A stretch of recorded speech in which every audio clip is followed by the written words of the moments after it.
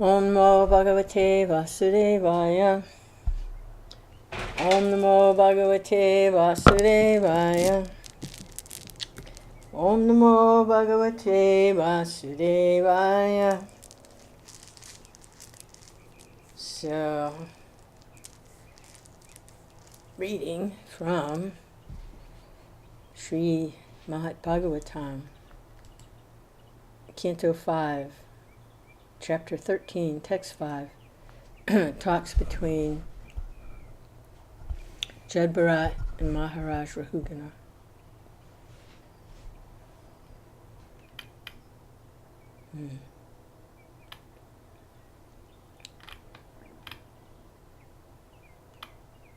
Wandering in the forest of the material world, the conditioned soul sometimes hears an invisible cricket making harsh sounds, and his ears become very much aggrieved. Sometimes his heart is pained by the sounds of owls, which are just like the harsh words of his enemies.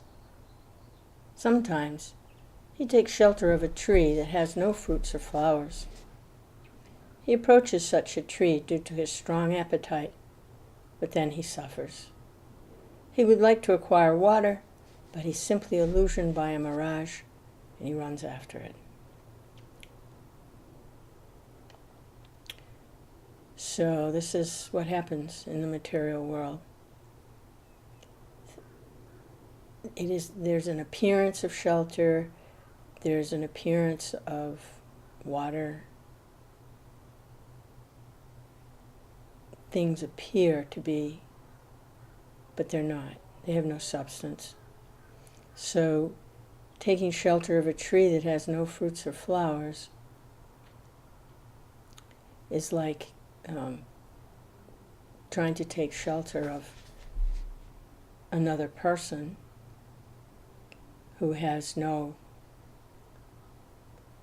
devotional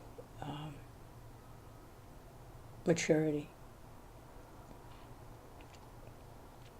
They're not engaged in devotional service.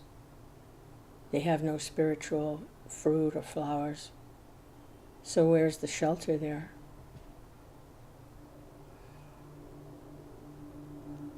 There's a strong desire to take shelter of another living entity. They can't satisfy his appetite. They have nothing to give spiritually. It's thirsty, wants water, and runs after what appears to be water. There's no water there. It's the same kind of situation.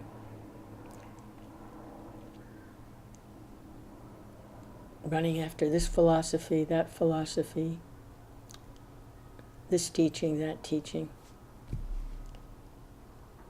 But if they're not, these teachings, if they're not, the goal is not devotional service to the Supreme Person. And it's just like the mirage of water on the desert.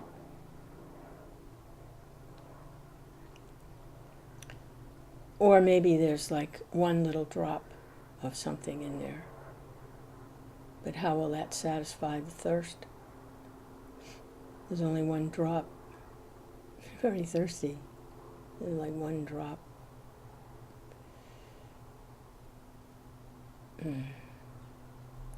So wandering in the forest of the material world is compared to a forest. In the forest there are dangerous creatures roaming.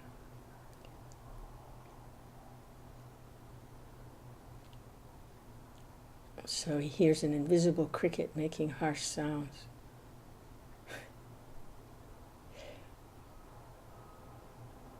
And like strikes fear in his heart. He can't see the thing, and it's making very harsh sounds. He can't see it. Doesn't know what it is. Something is making these very harsh sounds. He's very fearful.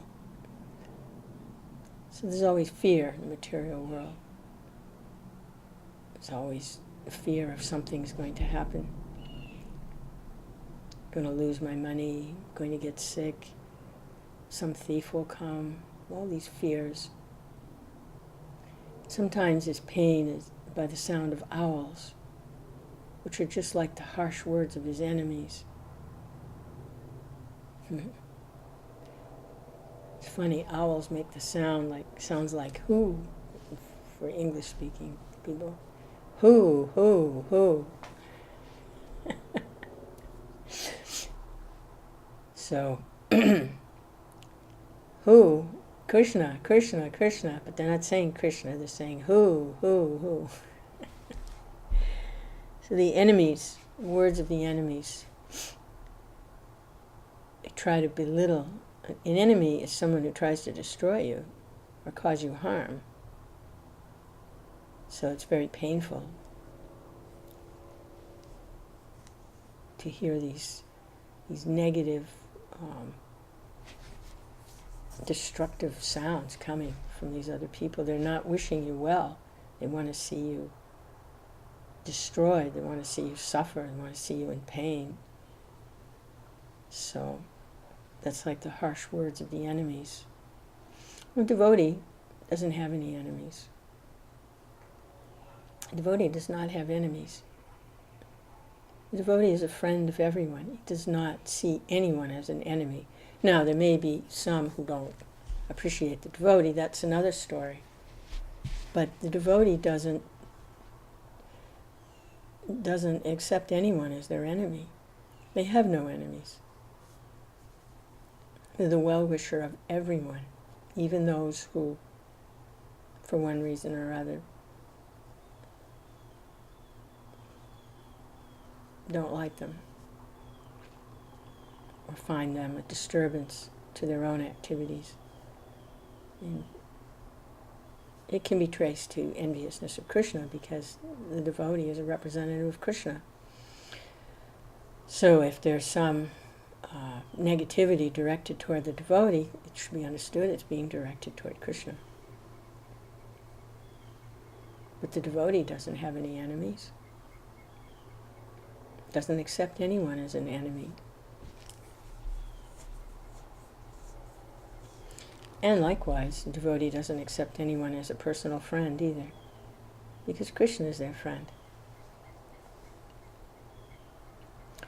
When devotees associate among themselves, it's not like material friendship. You scratch my back, I'll scratch yours. Let's go out and smoke a cigarette together. Let's shoot the breeze. It's not like that. Devotee association is based on enlivening one another in Krishna consciousness. It's not, if there's a friendship, it's not a material friendship, because Krishna's at the center. That's a real friend, someone who enlivens you in Krishna consciousness. That's a real friend, a good friend. But it's not a material friend. So a devotee doesn't have personal enemies, doesn't have personal friends. The devotee only has service to Krishna, both in regards to people who present themselves as they would like to be your enemy, but you don't accept them as your enemy, and persons also who would like to be accepted as your personal friend, and you don't accept them as a personal friend either. They only see everything in relationship to Krishna.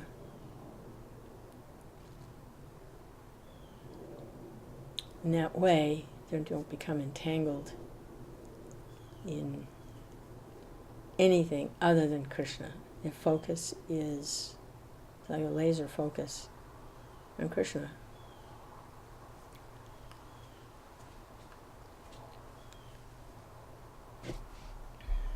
So Prabhupada's commentary. In Srimad Bhagavatam it said that Bhagavat philosophy is meant for people who are completely free from envy. Parama nimatsaranam.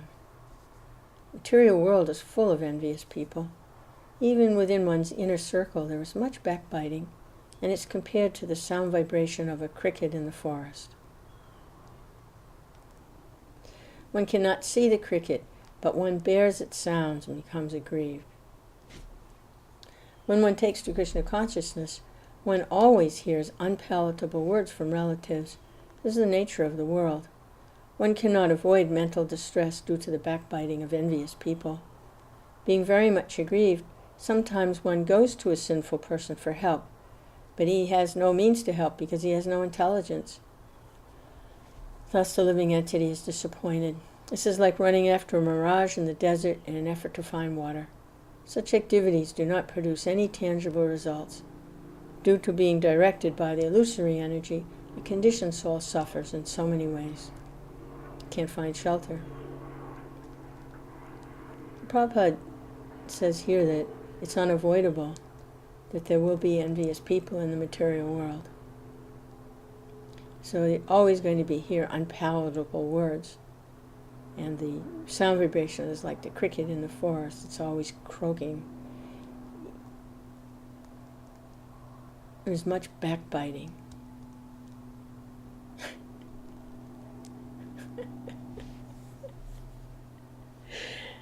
Backbiting. Oh my goodness. But that's in the material world.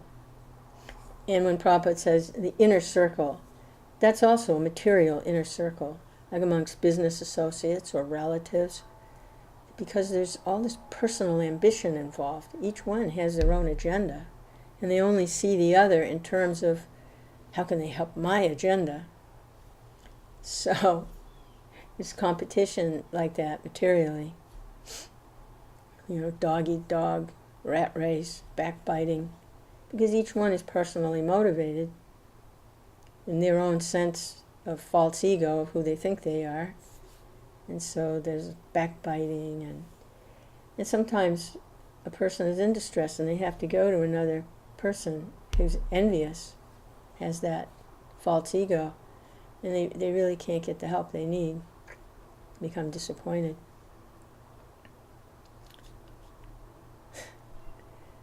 So, material world is not a very good place.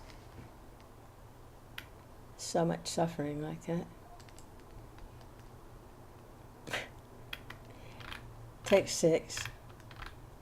Sometimes the conditioned soul jumps into a shallow river, or, being short of food grains, he goes to beg food from people who are not at all charitable. Sometimes he suffers from the burning heat of household life, which is like a forest fire.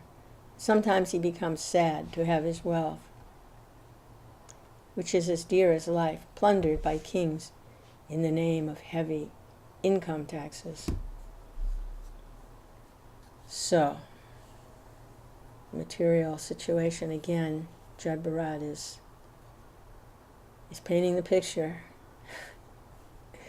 And it's not a very pretty picture. Being short of food grains, he goes to beg food from people who are not at all charitable.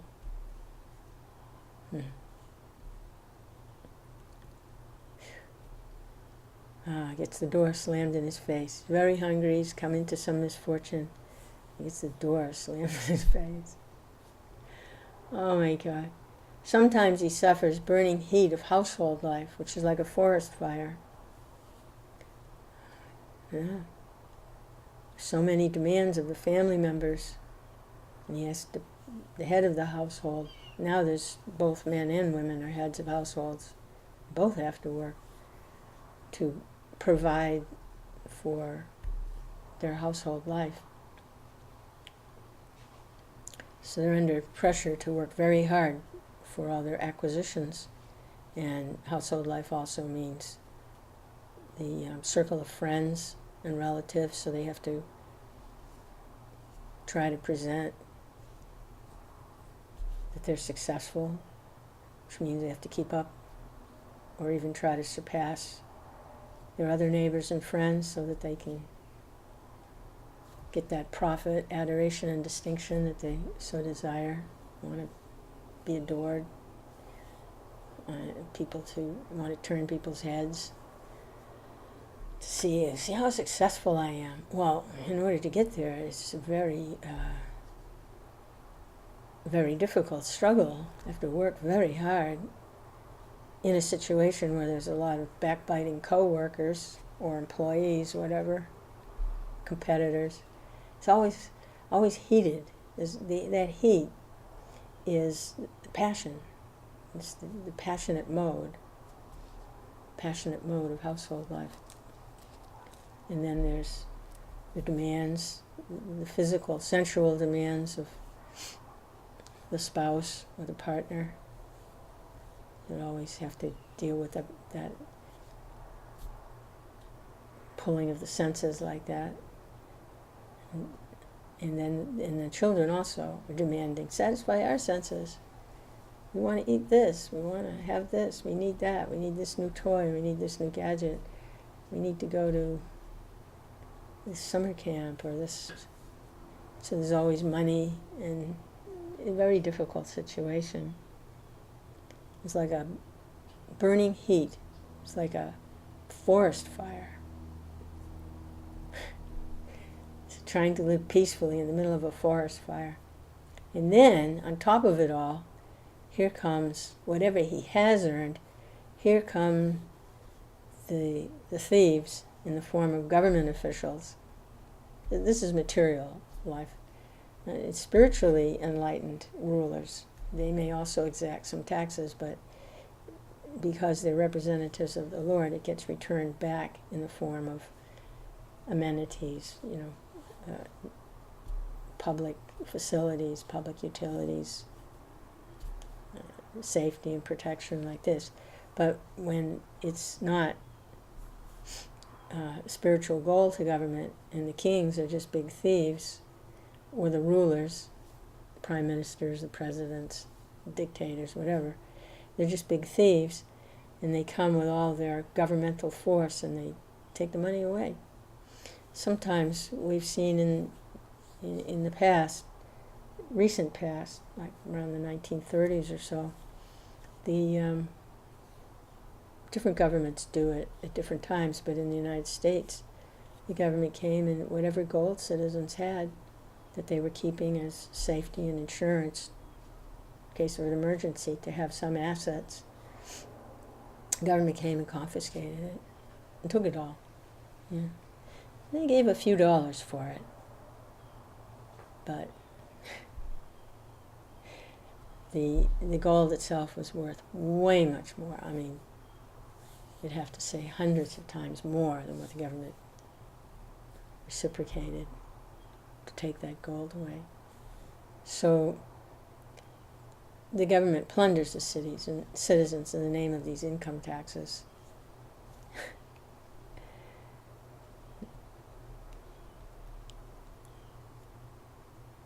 It's a big burden on the citizens.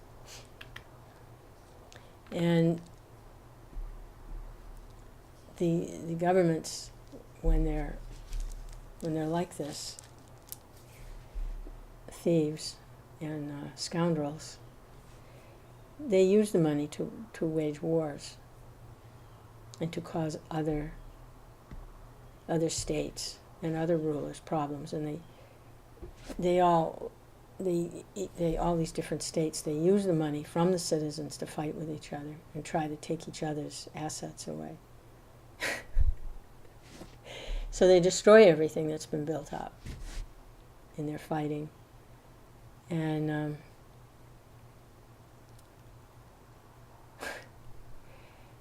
we know that Krishna says whenever there's a decline in religious principles and a predominant and a rise of irreligion, I descend myself to deliver the pious and to annihilate the miscreants, the troublemakers, the thieves and rogues. And so Lord Chaitanya's incarnation and the spreading of the chanting of the holy names, the Hare Krishna Maha Mantra, is there to deliver the pious and annihilate the miscreants. I think one time Bhaktivedanta Prabhupada said if they really knew what we were doing, they kill us. But hopefully it's too late, because he also said no one can stop it now because the books are out. So, Hare Krishna. It is our service to read these books and to try and share as best we can the mercy that's coming out of these pages. This is what will transform the consciousness of the people. Whether it's the general population who aren't involved in government, or the government people, the militaries, the administrators of the state, anyone who hears this message, reads these books, their consciousness will be changed. And in this way, the situation can be alleviated, and all of this unnecessary military force. Also, when Krishna appeared 5,000 years ago, he appeared because of the appeal of Lord Brahma, who was hearing the appeal of the planet Earth. She assumed the shape of a cow and presented herself before Brahma, the supreme living being in this universe, the representative of Krishna in this universe, the mode of the creator, manifestation of Krishna as the creator in this universe, and made her appeal to him that the world is overrun by the unnecessary military force of these warlords. Please, can you relieve us of this burden? It's the same kind of appeal as now. We hear the cries of the people in general everywhere. In Europe, in Asia, in Africa, in North America. Everyone is crying, please relieve us of all this unnecessary military force, please. And these leaders of these states that have built up these huge armies and military forces, the way they've done it is they've taken the money of the citizens. They've taken the wealth of the citizens. So not only is this fighting going on and this huge military force built up, but the citizens have their wealth taken away, and they're living more and more in their living situation is becoming a less of a high standard, and more different problems are appearing in the societies.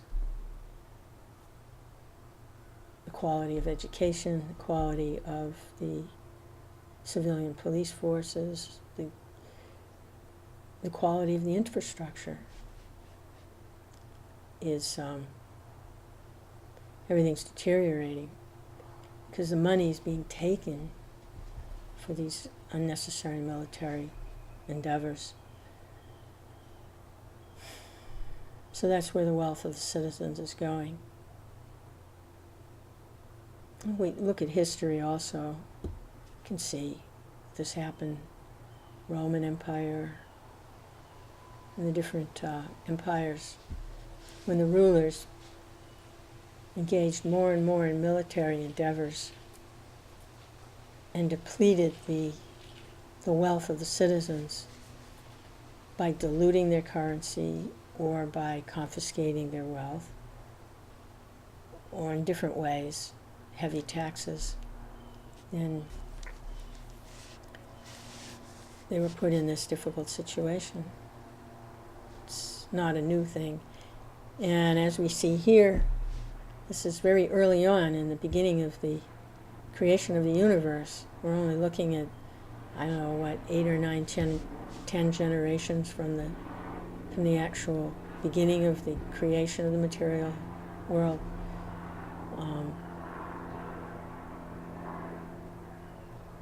it's there, has his wealth plundered by kings in the name of heavy taxes.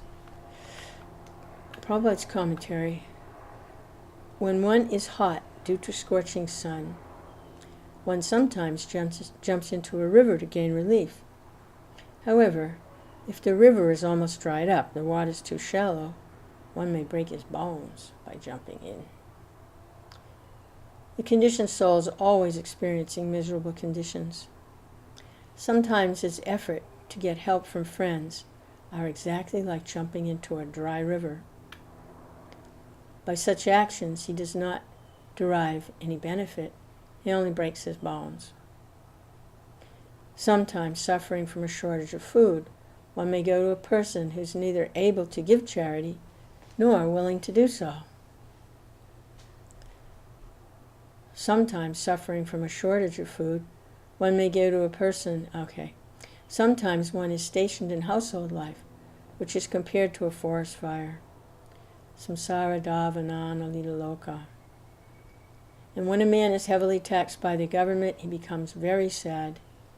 Heavy taxation obliges one to hide his income, but despite this endeavor, the government agents are often so vigilant and strong, they take all the money away anyway, and the conditioned soul becomes very aggrieved. And that little section there about the taxes and the government is in italics, which means it's being emphasized. Thus, people are trying to become happy within the material world, but this is like trying to be happy in a forest fire. No one needs to go to a forest to set it ablaze. Fire takes place automatically. Yeah, it does. Just from sometimes the friction of, if it's dry, it hasn't rained in a while, the friction of the bamboos, especially in the bamboo forest, they see that, from what I understand. I've never seen it, but I've heard this is what happens. They're dry, and if there's some friction there, then it can make a fire.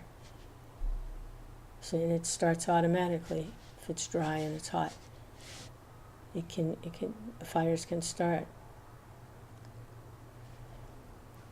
Similarly, no one wants to be unhappy in family life or worldly life, but by the laws of nature, unhappiness and distress are forced upon everyone. And people don't enter into family life to become unhappy. They enter in because they want to be happy. They want to expand their circle of society, friends, and love. They want to expand their family, progeny. But unaware of the laws of nature, that unhappiness and distress are automatically there. There's nothing that can be done to avoid different distress. Someone's going to get sick. Someone is going to die. Someone's going to run into financial problems trying to support their family. It's going to happen. To become dependent on another's maintenance is very degrading. Therefore, according to the Vedic system, everyone should live independently. Only the Sudras are unable to live independently. They are obliged to serve someone for maintenance. It is said in the Shastras, Kalo Sudra Sambhava, in this age of Kali, everyone is dependent on another's mercy for the maintenance of the body. Therefore, everyone is classified as a Sudra. Yeah. Everyone, to not be dependent on another for the maintenance, that's where you see the Varnashram system. You see the Kshatriya, the Vaishya, and the Brahmin. They're engaged in their occupation, but they're not serving someone else to get what they need. That's Sudra. Well, it's not that a Sudra can't be a devotee, a Sudra can't go back home to Godhead, but in terms of talking about the structure of society, for the smooth running of society, and for the general welfare of everyone, then the three upper classes, the three more developed classes, they should be independently employed. The Vaishya should have his own business. And he can engage others in service, but they'll be Sudras. The kings and the ruling class, they can employ others, but they will be for their service, but those others will be Sudras. And the Brahmin also, he may engage others, household servants and so on, but he's engaged in his occupational duty. He doesn't have an employer. He doesn't have a job. He has an occupational duty. He doesn't have a job. So we see everyone has jobs. And these big corporations, they're employing most of the people. They employ huge amounts of people. They give them all jobs. And then there's, at the top, a CEO or a CFO or a COO or whatever. And everyone else is a Sudra. So that's why Prabhupada says here, they're obliged to serve someone for maintenance. And when they come out of the university, they're studying, and even they get some PhD, then they go around knocking on doors, please hire me. So, is a doctor of Sudra. Please hire me. So what is that education? Just a highly trained Sudra.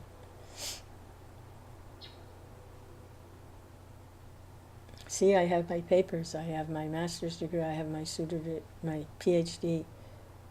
Please, you hire me and pay me, and I'll work for you. I'm highly trained. I have pedigree.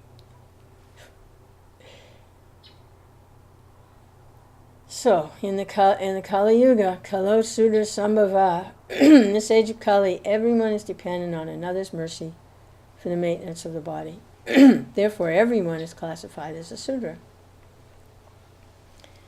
In the 12th canto of Srimad Bhagavatam, it said that in Kali Yuga, the government will levy taxes without reciprocally benefiting the citizens. The government, the Kshatriyas, they do levy taxes. That doesn't go away.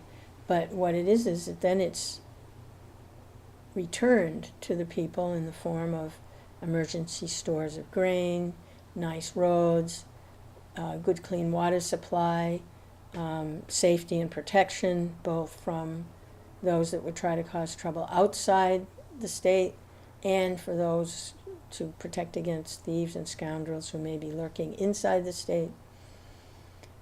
And so they provide for public welfare, public things. But we don't see that in the Kali Yuga government. It's not actually returned. As we were saying before, it's taken and now it's being used to build up these huge military forces. So, in Kali Yuga, the government will levy taxes without reciprocally benefiting the citizens. As a matter of fact, the citizens' standard of life decreases because the government is taking their wealth away with these big taxes. Anavrishya vinanaktiyanti durbhikshakara pidita. In this age, there will also be a shortage of rain. Therefore, a scarcity of food will arise. The citizens will be very much harassed by government taxation. In this way, the citizens will abandon their attempts to lead a peaceful life will leave their homes and hearths and go to the forest in sheer disappointment. And we're already seeing that to a degree. When people are withdrawing completely from participation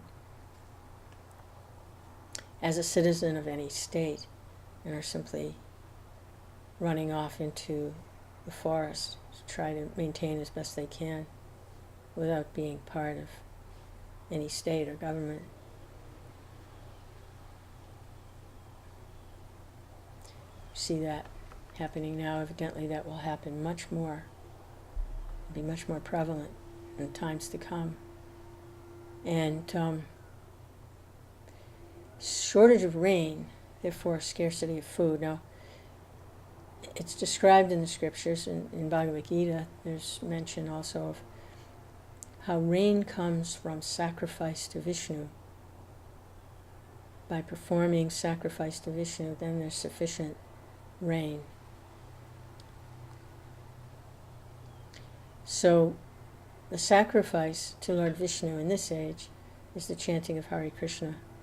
So even just for that alone, should take to this chanting.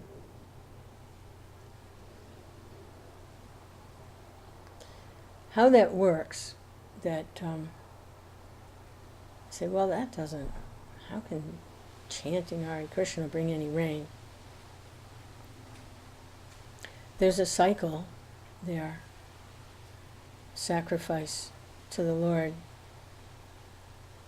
Because the Lord is the supreme controller, He's given instruction how things can be maintained nicely in the material world. And by performing yajna, or sacrifice, for the satisfaction of the Lord,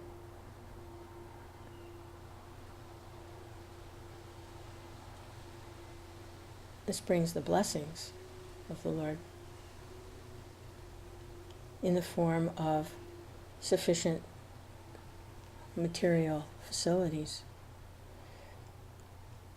Now, material scientists and the prevalent understandings within the material training and education is that these things are all mechanical, and that ultimately even life is simply a matter of combining material elements, and then consciousness appears, life appears. This is the idea of the persons who cannot see beyond the material energy,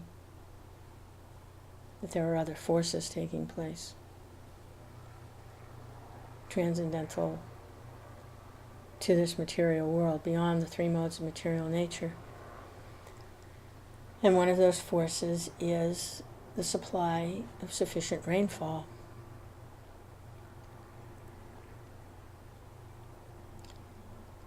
Just as life doesn't come from a combination of material elements, well, neither does rain.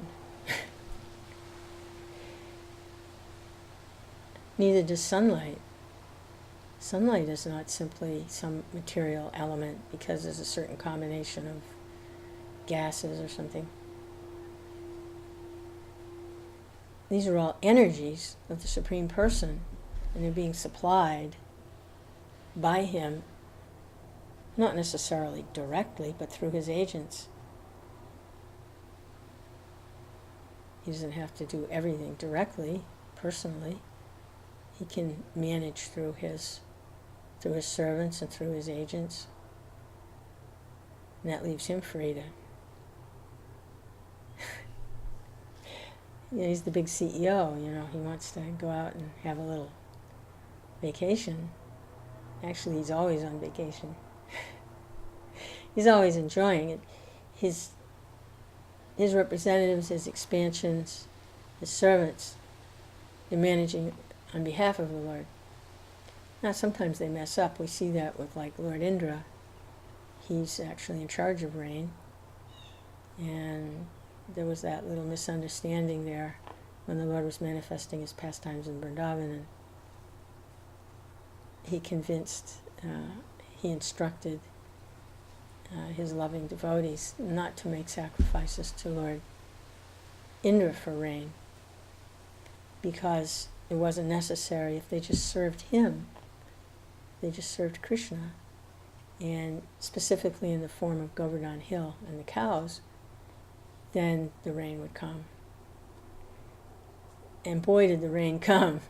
Actually, Indra became very upset, and he wasn't able to appreciate that his master, Lord Krishna, was actually appearing as a small cowherd boy, and that was actually the Lord himself personally present doing that. He kind of challenged Krishna, got angry, he was going to destroy everything with all the rain. So there's a good point there that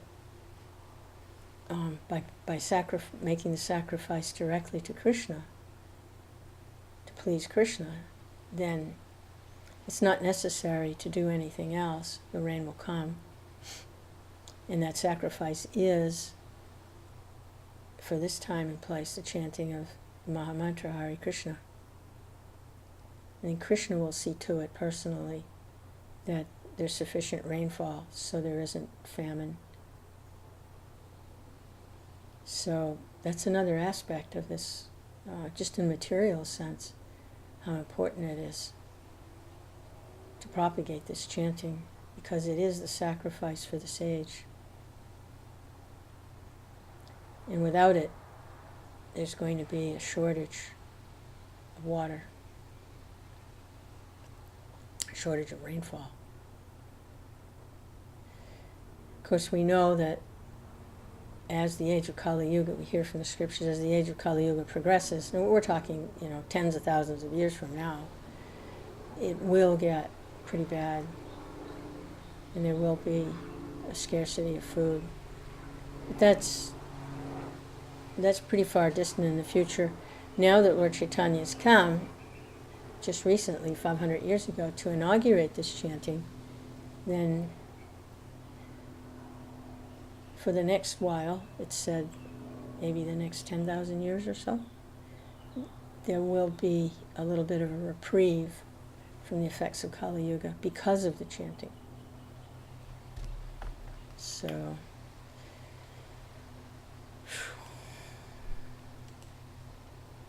text 7. Sometimes, being defeated or plundered by a superior, powerful agent, a living entity loses all his possessions. He then becomes very morose, and lamenting their loss, he sometimes becomes unconscious. Sometimes he imagines a great palatial city in which he desires to live happily with his family members and riches. He thinks himself fully satisfied if this is possible. But so-called happiness like that continues only for a moment. So more descriptions by Jed Bharat of the miserable situation of the conditioned soul. Defeated by a powerful agent who loses all his possessions. We see that all the time. We hear those stories, people tell those stories all the time. They lost everything. Become very morose, lamenting their loss, becomes unconscious. Sometimes people, they take to intoxicants because it's too painful. They become addicted to alcohol or drugs or something. They can't deal with it. And then they're really, really miserable.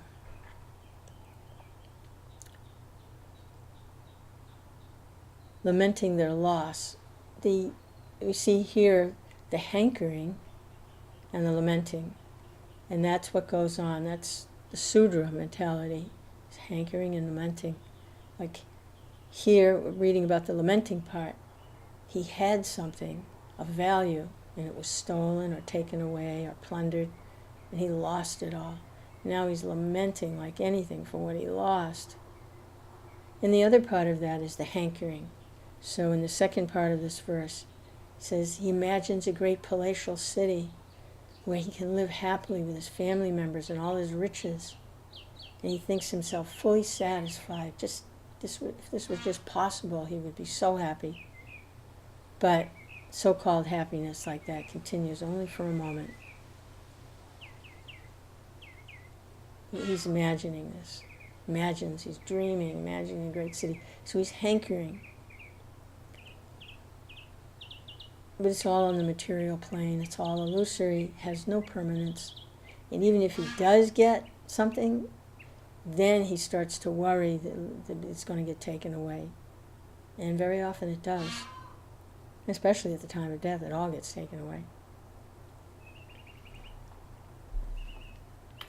This is the material situation.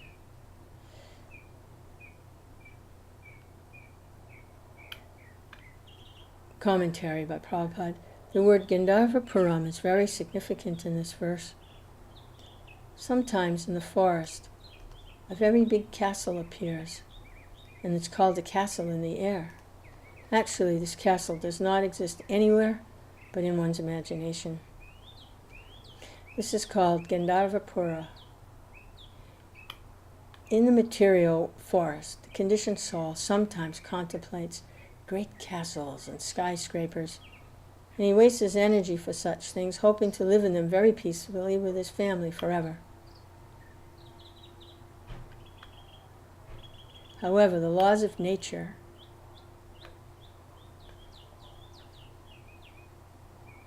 do not allow this. When he enters the castle, he temporarily thinks he's very happy, even though his happiness is impermanent. His happiness may last for a few years, but because the owner of the castle has to leave the castle at the time of death, everything is eventually lost. This is the way of worldly transactions. Such happiness is described by Vidyapati as the happiness one derives upon seeing a drop of water in the desert. The desert is heated by scorching sunshine, and if we want to reduce the desert temperature, we need huge amounts of water, millions and millions of gallons.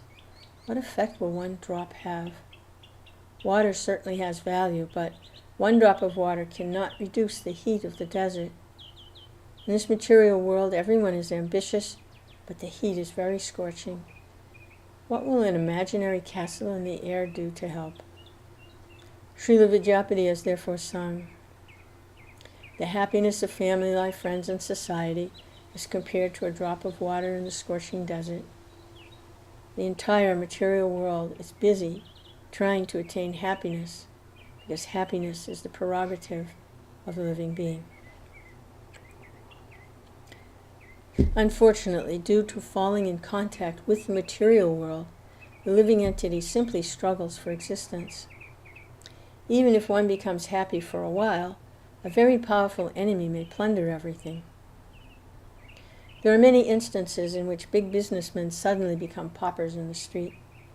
Yet the nature of material existence is such that foolish people are attracted to these transactions, and they forget the real business of self-realization. Yeah. The happiness of family life, friends, and society is compared to a drop of water in the scorching heat. People are working very hard to maintain the standard of family life, friend, and society. Working very hard to maintain that. And it's just like one drop. It's one drop of happiness in a huge desert. The Prabhupada says it's the prerogative of people, of living beings, to be happy. That's what everyone wants. They want to be happy. And what they think will make them happy is not always what will make them happy. First of all, if they don't know who they are, that they're spirit and they're not matter, then what such a person thinks is going to make them happy, their thinking makes the body happy. I'm the body. If I make my body happy, then I'm happy. This is the problem for the conditioned soul. No, you're not your body. And not only that, you really can't ever really make your body happy. Whatever happiness is through the material body is like a drop of water. The happiness you're looking for is, you're looking for an ocean of happiness, not a drop.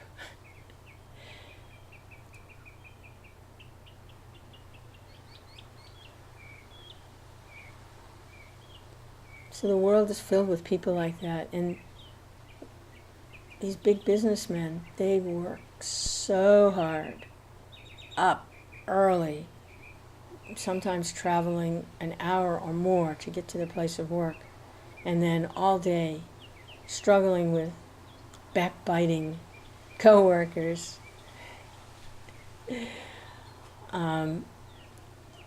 uncharitable bosses, vicious competitors like enemies, in this situation all day to try to, and then they have to travel again another hour back and to the family life, and then they get back to the family life, and the children want this and they want that, and the wife wants this and wants that, and the bills are due, and this needs this and this needs that.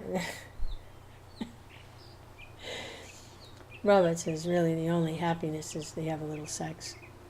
That's the happiness. It's a drop of water, and that the sex feeling in the material world is compared to like iron. Whereas those same emotions and that same loving sentiment, when reposed in Krishna consciousness as the spirit soul, free from matter, is like gold. So, drop of water. What happens when you put water with iron? You get rust. It's a drop of water, and the precious metal is the iron-like sensation. So, when such a living entity, either by the causeless mercy of the Lord through his devotees and his representatives, gets some good association spiritually, they can begin to consider, why I'm making all this endeavor. Why am I not happy? Really happy? And a lot of times that kind of questioning doesn't come until they've worked so hard to maintain and get everything and then lose it. And then maybe they ask. Yeah, one pretty much has to be done with trying to enjoy materially. Has to pretty much see the utility of it so that they can be open to hear.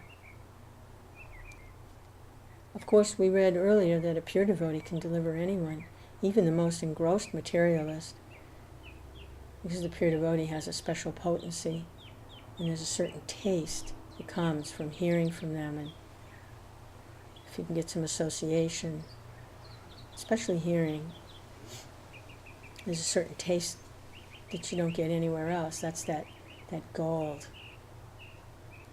And they can deliver anyone just by their association. So Krishna's mercy works in different ways. Pure devotee isn't always available, that's the thing. I mean, they're in their books, but maybe the books aren't. Person doesn't have access for one reason or another. On their own, they can begin to question. On their own, they go, why am I suffering? The Lord's within the heart. And if the living entity asks sincere questions like, why am I suffering? Is there anything higher? Why do I have to die? What is death? Are there answers to these questions? Does anyone know? Who am I? What am I doing here? So begin to question, to self-examine and question. Is there real knowledge anywhere about how to be happy?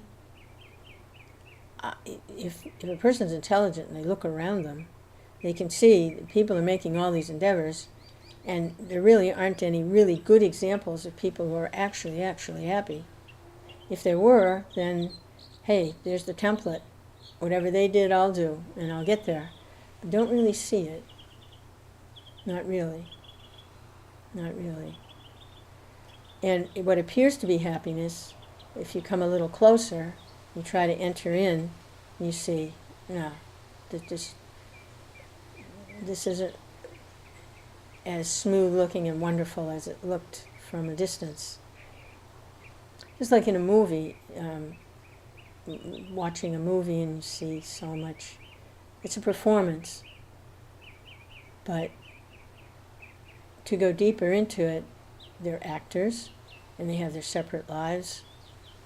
And it's not what it appeared to be. It was just for entertainment. It just appeared to be a certain way. So sometimes in seeing the lives of others, what the outsider sees, it's like a performance. But if we were to spend some time with them and get to know those people as individuals, you'd see that there are a lot of problems there, a lot of conflict, a lot of discord, a lot of ignorance and confusion and struggling, and then all the material stuff is there, the backbiting, the enviousness is all there.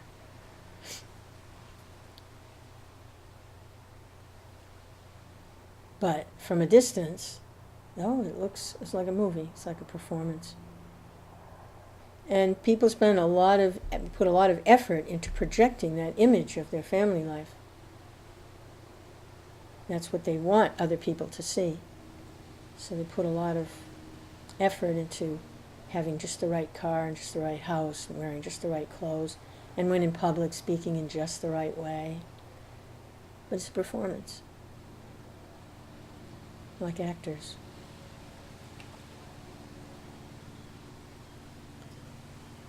It's on a material platform.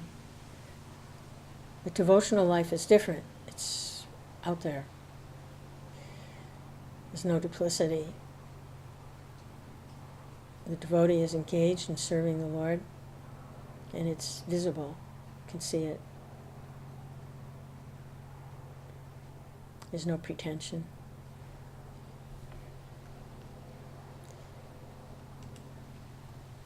Text 8. Sometimes the merchant in the forest wants to climb the hills and mountains, but due to insufficient footwear, his feet are pricked by small stone fragments and by thorns on the mountain. Being pricked by them, he becomes very aggrieved. Sometimes a person who's very attached to his family becomes overwhelmed with hunger, and due to his miserable condition, he becomes furious with his family members. So Jad Bharat is continuing with the joys and delights of trying to establish oneself in the material world with the false ego. This poor living entity is still trying to enjoy. So becomes furious with his family members. As you see these families argue, sometimes become so angry they'll kill someone will kill another one. The wife will kill the husband becomes so furious he beats the wife to death. I mean, this goes on. It goes on. Prabhupada's commentary. The ambitious conditioned soul wants to be very happy in this material world with his family, but he's compared to a traveler in the forest who desires to climb a hill full of thorns and small stones. As stated in the previous verse, the happiness derived from society, friendship, and love is like a drop of water, scorching heat of the desert. One may want to become very great and powerful in society, but this is like attempting to climb a hill full of thorns. And to become very great and powerful in society. So who's great and powerful? Krishna. So he wants to become Krishna. So he wants to be like Krishna. Well, he can be like Krishna, but that's not the way to do it. The way to be like Krishna is to surrender to Krishna. Then you become like Krishna, full of knowledge, bliss, eternally, and you have your nice bodily, spiritual bodily form. So in that sense, you become like Krishna, free from material attachment. You're part of Krishna. And you become free from identifying with the false sense of self based on a material covering. But he wants to become like Krishna with his material covering, who's going to be as good as Krishna. And Srila Vishwanath Chakravarti Thakur compares one's family to high mountains. Becoming happy in their association is like a hungry man's endeavoring to climb a mountain full of thorns. Almost 99.9% of the population is unhappy in family life. Despite all the attempts being made to satisfy family members. In Western countries, due to the dissatisfaction of family members, there's actually no family life. There are many cases of divorce, and out of dissatisfaction, the children leave the protection of their parents. Especially in this age of Kali, family life is being reduced. Everyone's becoming self-centered because that's the law of nature. Even if one has sufficient money to maintain a family, the situation is such that no one is happy in family life. Consequently, according to the Varnashram institution, one has to retire from family life in middle age. One should voluntarily retire from family life at the age of 50 and go to Vrindavan or a forest.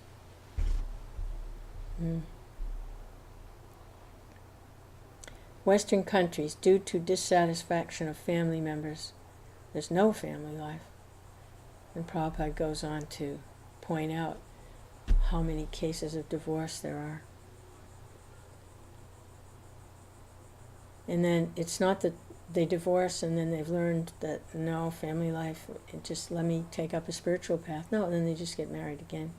And then they get divorced again. Then they get married again. And then they get divorced again.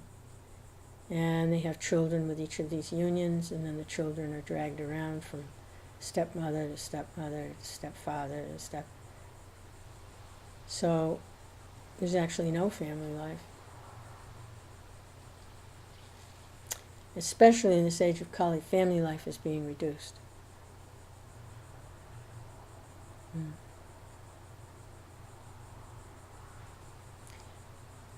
In order to maintain a family, there has to be some sacrifice. So, without sacrificing, the different family, especially the head of the household, has to make some sacrifice.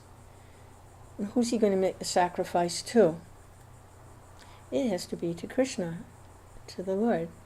Make some sacrifice. Sometimes they make sacrifice to the demigods, and that does help hold things together because the demigods are part and parcel of Krishna.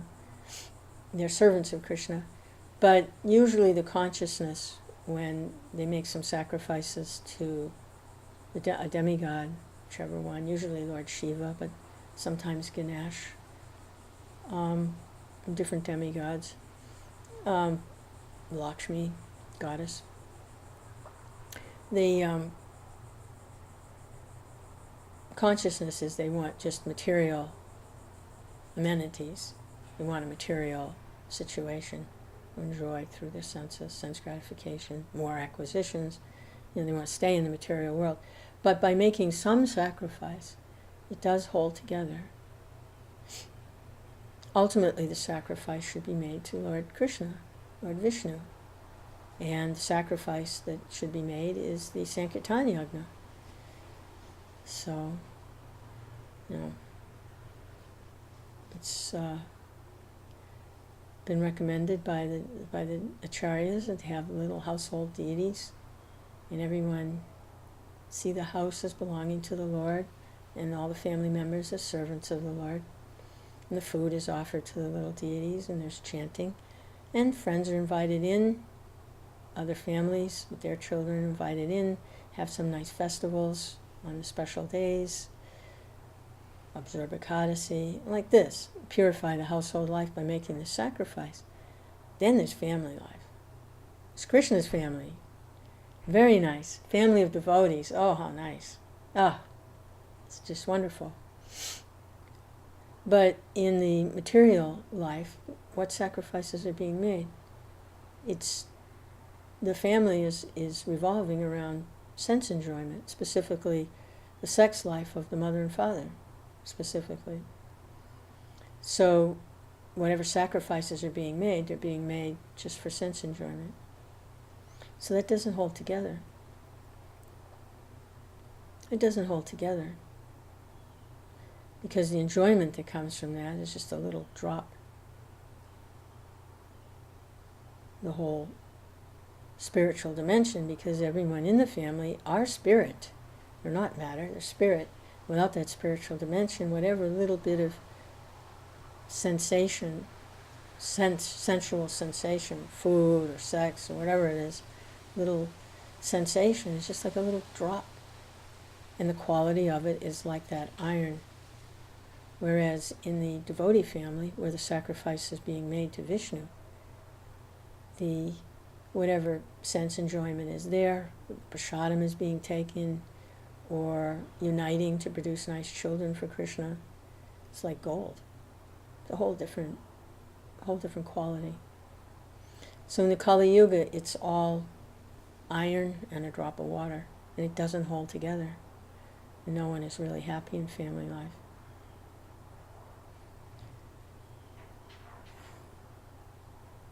Gradually reduced more and more to animals, and the children that are raised in those situations is very disturbing for them. It's said that no one should become a father or a mother, or a spiritual master, or a teacher, or a head of government, anyone who has others dependent on them as their subordinates. In this case, it would be mother and father. No one should become a mother or father unless they can deliver their children from the cycle, specifically the cycle of birth and death, was at least liberation. But we don't see that in Kali Yuga. For the most part, the majority of the population has no idea.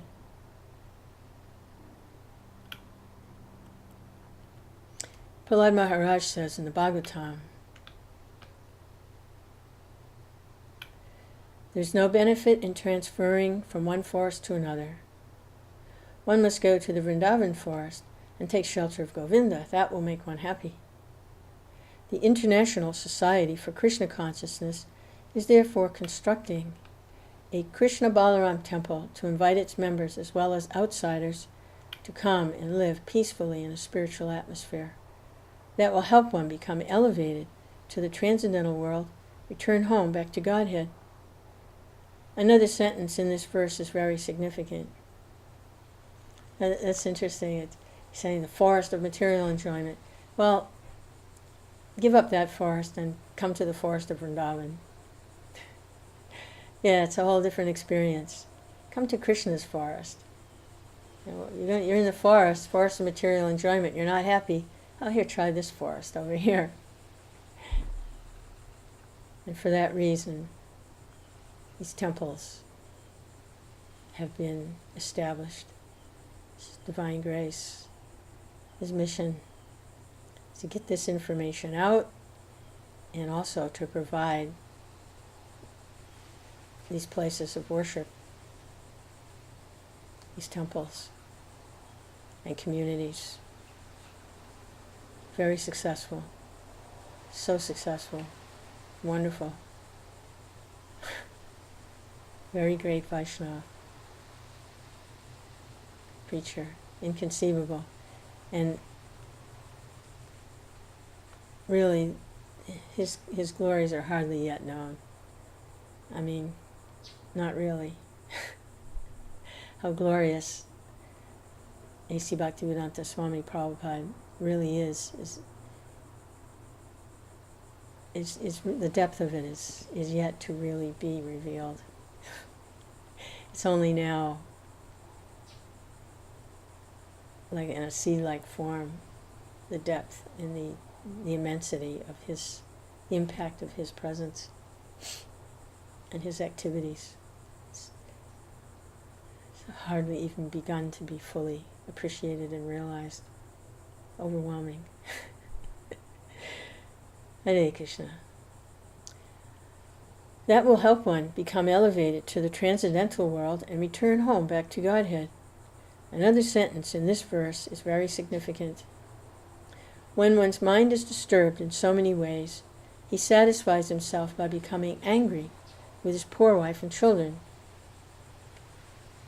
Okay, so we heard a little while back that the wife and children are like jackals. The wife is like a witch and the children are like jackals.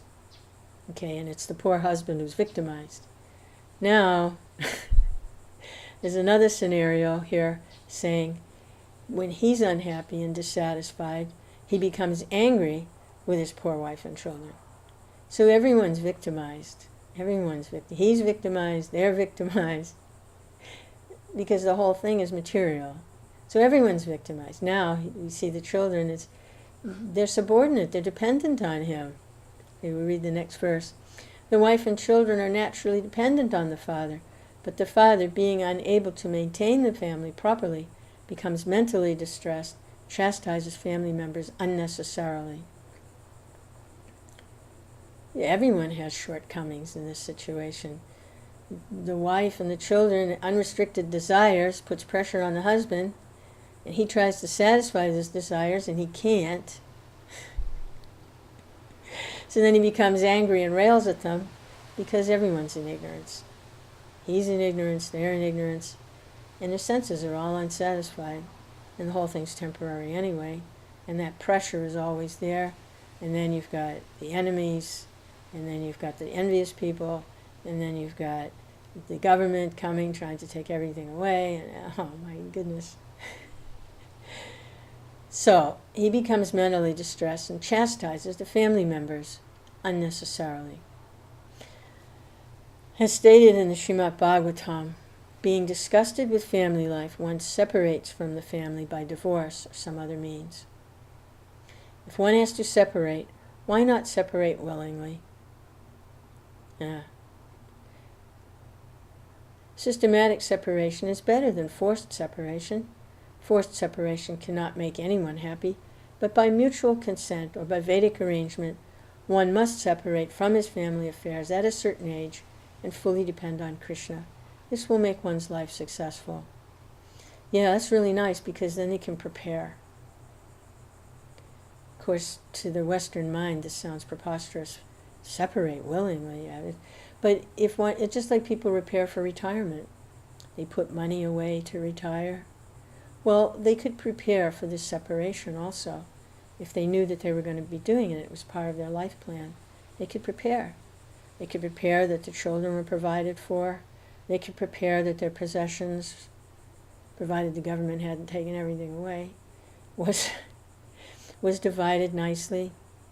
And they could prepare that they had what they needed to be able to travel and go to holy places.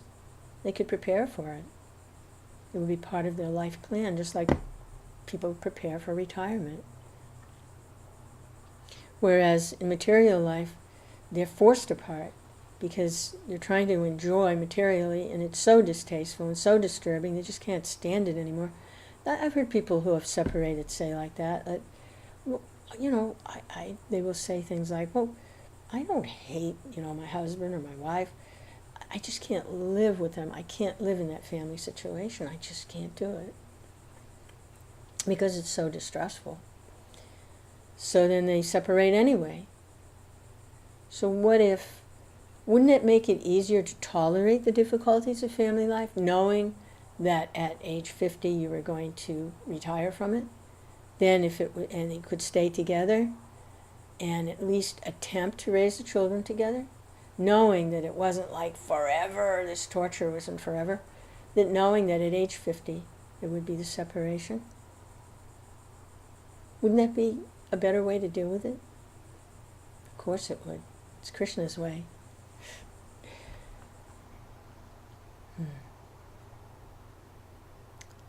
Hare Krishna.